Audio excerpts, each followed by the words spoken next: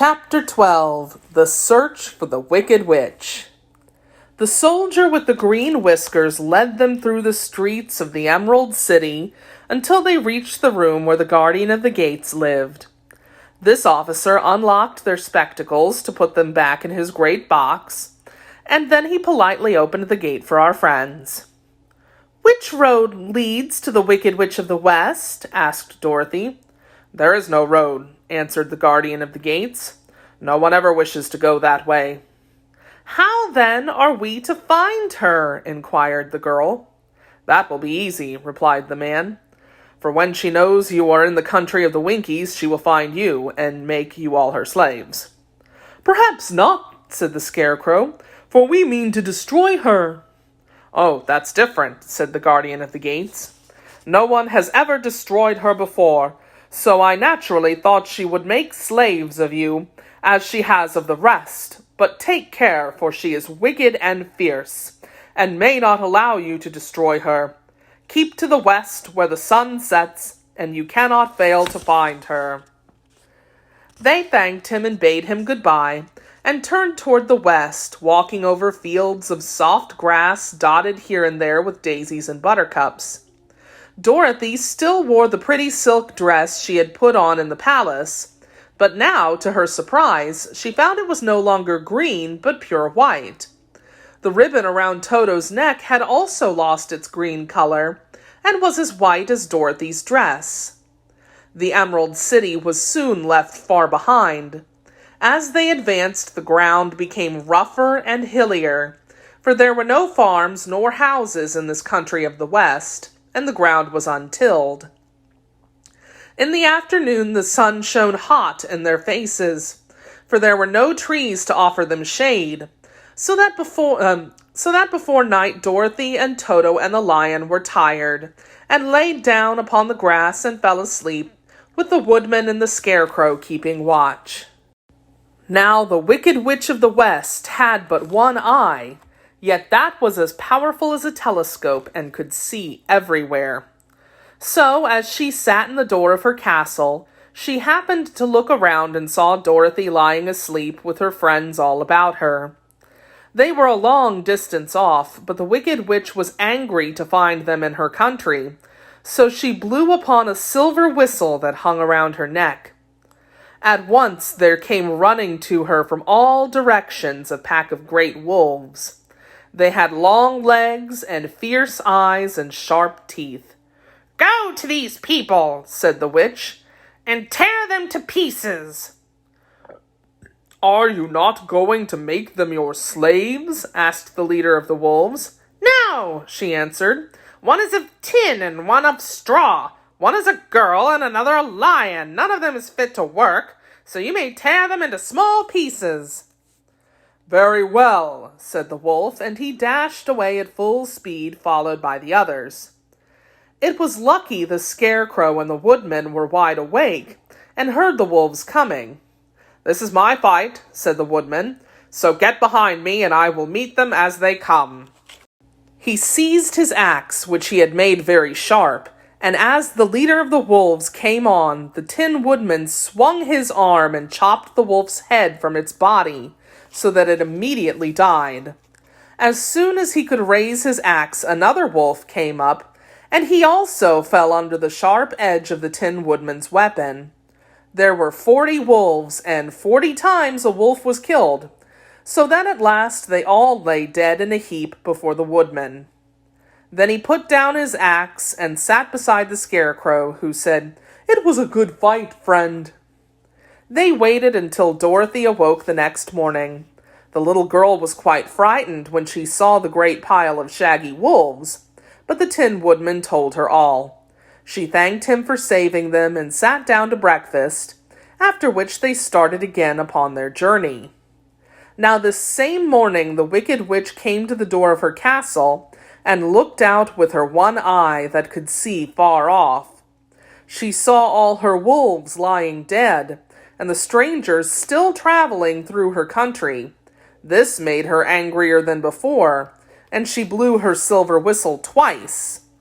Straightway a great flock of wild crows came flying toward her, enough to darken the sky.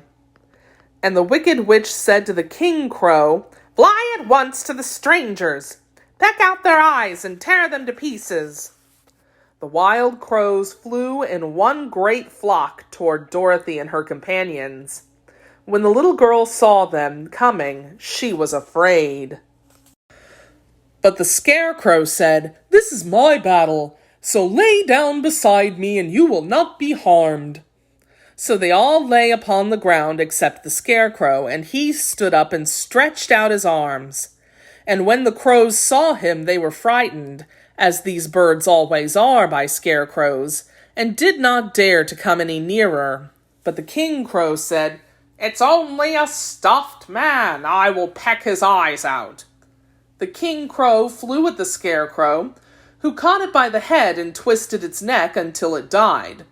And then another crow flew at him, and the scarecrow twisted its neck also. There were 40 crows, and 40 times the scarecrow twisted a neck, until at last they were all lying dead beside him. Then he called to his companions to rise, and again they went upon their journey. When the wicked witch looked out again and saw all her crows lying in a heap, she got into a terrible rage, and blew 3 times upon her silver whistle. Forthwith there was heard a great buzzing in the air, and a swarm of black bees came flying toward her. "Go to the strangers and sting them to death," commanded the witch. And the bees turned and flew rapidly until they came to where Dorothy and her friends were walking. But the woodman had seen them coming, and the scarecrow had decided what to do. "Take out my straw and scatter it all over the little girl and the dog and the lion," he said to the woodman, "and the bees cannot sting them." This the woodman did, and as Dorothy lay close beside the lion and held Toto in her arms, the straw covered them entirely. The bees came and found no one but the woodman to sting, so they flew at him and broke off all their stings against the tin without hurting the woodman at all. And as bees cannot live when their stings are broken, that was the end of the black bees, and they lay scattered thick about the woodman like little heaps of fine coal. Then Dorothy and the lion got up, and the girl helped the Tin Woodman put the straw back into the scarecrow again until he was as good as ever. So they started upon their journey once more. The Wicked Witch was so angry when she saw her black bees in little heaps like fine coal that she stamped her foot and tore her hair and gnashed her teeth. And then she called a dozen of her slaves, who were the Winkies, and gave them sharp spears, telling them to go to the strangers and destroy them. The Winkies were not a brave people, but they had to do as they were told. So they marched away until they came near to Dorothy. Then the lion gave a great roar and sprang toward them, and the poor Winkies were so frightened that they ran back as fast as they could. When they returned to the castle, the Wicked Witch beat them well with a strap and sent them back to their work, after which she sat down to think about what she should do next. She could not understand how all her plans to destroy these strangers had failed, but she was a powerful witch as well as a wicked one, and she soon made up her mind how to act. There was in her cupboard a golden cap with a circle of diamonds and rubies running round it. This golden cap had a charm. Whoever owned it could call 3 times upon the winged monkeys, who would obey any order they were given. But no person could command these strange creatures more than 3 times. Twice already the Wicked Witch had used the charm of the cap. Once was when she had made the Winkies her slaves, and set herself to rule over their country. The winged monkeys had helped her do this. The second time was when she had fought against the great Oz himself, and driven him out of the land of the West. The winged monkeys had also helped her in doing this. Only once more could she use this golden cap, for which reason she did not like to do so until all her other powers were exhausted. But now that her fierce wolves and her wild crows and her stinging bees were gone, and her slaves had been scared away by the cowardly lion, she saw there was only one way left to destroy Dorothy and her friends. So the wicked witch took the golden cap from her cupboard and placed it upon her head. Then she stood upon her left foot and said slowly, "Epe, pepe, kake." Next, she stood upon her right foot and said, "Hillo, holo, hello." After this, she stood upon both feet and cried in a loud voice, "Ziz-zee, zuz-zee, zik." Now the charm began to work. The sky was darkened, and a low rumbling sound was heard in the air. There was a rushing of many wings, a great chattering and laughing, and the sun came out of the dark sky to show the wicked witch surrounded by a crowd of monkeys, each with a pair of immense and powerful wings on his shoulders. One, much bigger than the others, seemed to be their leader. He flew close to the witch and said, "You have called us for the third and last time. What do you command?" "Go to the strangers who are within my land and destroy them all except the lion," said the wicked witch. "Bring that beast to me, for I have a mind to harness him like a horse and make him work." "Your commands shall be obeyed," said the leader. Then, with a great deal of chattering and noise, the winged monkeys flew away to the place where Dorothy and her friends were walking. Some of the monkeys seized the Tin Woodman and carried him through the air until they were over a country thickly covered with sharp rocks. Here they dropped the poor woodman, who fell a great distance to the rocks, where he lay so battered and dented that he could neither move nor groan. Others of the monkeys caught the scarecrow, and with their long fingers pulled all of the straw out of his clothes and head. They made his hat and boots and clothes into a small bundle, and threw it into the top branches of a tall tree. The remaining monkeys threw pieces of stout rope around the lion, and wound many coils about his body and head and legs, until he was unable to bite or scratch or struggle in any way.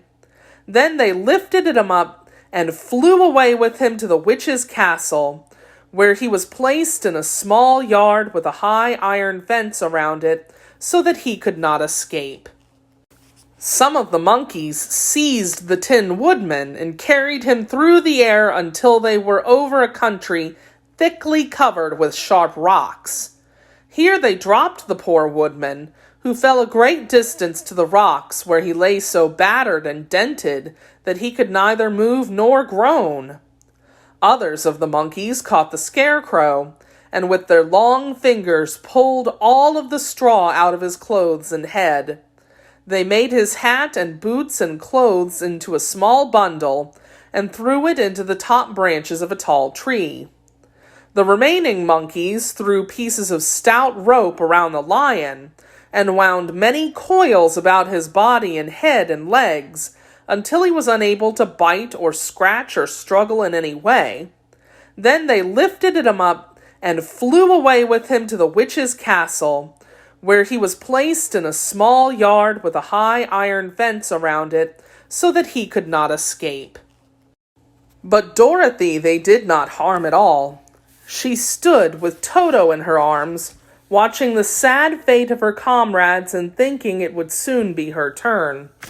The leader of the winged monkeys flew up to her, his long, hairy arms stretched out and his ugly face grinning terribly, but he saw the mark of the good witch's kiss upon her forehead and stopped short, motioning the others not to touch her. "We dare not harm this little girl," he said to them, "for she is protected by the power of good, and that is greater than the power of evil. All we can do is to carry her to the castle of the wicked witch and leave her there." So, carefully and gently, they lifted Dorothy in their arms and carried her swiftly through the air until they came to the castle, where they set her down upon the front doorstep. Then the leader said to the witch, "We have obeyed you as far as we were able. The Tin Woodman and the Scarecrow are destroyed, and the lion is tied up in your yard. The little girl we dare not harm, nor the dog she carries in her arms. Your power over our band is now ended, and you will never see us again." Then all the winged monkeys, with much laughing and chattering and noise, flew into the air and were soon out of sight. The Wicked Witch was both surprised and worried when she saw the mark on Dorothy's forehead, for she knew well that neither the winged monkeys nor she herself dare hurt the girl in any way. She looked down at Dorothy's feet and, seeing the silver shoes, began to tremble with fear, for she knew what a powerful charm belonged to them. At first, the witch was tempted to run away from Dorothy, but she happened to look into the child's eyes and saw how simple the soul behind them was, and that the little girl did not know of the wonderful power the silver shoes gave her. So the Wicked Witch laughed to herself and thought, "I can still make her my slave, for she does not know how to use her power." Then she said to Dorothy, harshly and severely, "Come with me, and see that you mind everything I tell you, for if you do not, I will make an end to you, as I did of the Tin Woodman and the Scarecrow." Dorothy followed her through many of the beautiful rooms in her castle, until they came to the kitchen, where the witch bade her clean the pots and kettles, and sweep the floor and keep the fire fed with wood. Dorothy went to work meekly, with her mind made up to work as hard as she could, for she was glad the Wicked Witch had decided not to kill her. With Dorothy hard at work, the witch thought she would go into the courtyard and harness the cowardly lion like a horse. It would amuse her, she was sure, to make him draw her chariot wherever she wished to go to drive. But as she opened the gate, the lion gave a loud roar and bounded at her so fiercely that the witch was afraid and ran out and shut the gate again.